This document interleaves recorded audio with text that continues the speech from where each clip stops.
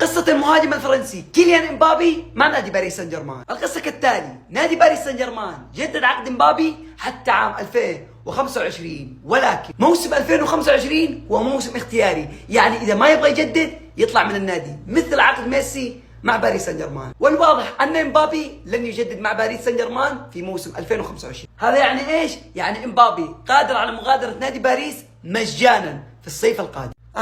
يعني باريس سان جيرمان يريد التجديد مع امبابي قبل الخروج بالمجان. والآن مين المستفيد في القصة هذه كاملة؟ المستفيد هو واحد: نادي ريال مدريد الإسباني، لأنه باريس سان جيرمان في حال لم يقنع امبابي بالتجديد سيبيعه في سوق الانتقالات الحالية. وإذا باريس ما باع امبابي هذا الصيف سيغادر امبابي في الموسم القادم مجانا. وامبابي أعلنها: إذا غادر نادي باريس سيذهب إلى نادي ريال مدريد ولا شيء سواه. وبيريز رئيس ريال مدريد يريد تعويض جمهور مدريد بصفقة سوبر. والآن إذا قرر باريس سان جيرمان بيع امبابي هذا الصيف فريال مدريد سيشتري امبابي. وإذا باريس لم يبيع امبابي في هذا الصيف فسيخرج امبابي في الصيف القادم مجانا. والقرار كله عند شخص واحد، وهو رئيس نادي باريس سان جيرمان القطري ناصر الخليفي، هو من سيحسم سوق الانتقالات.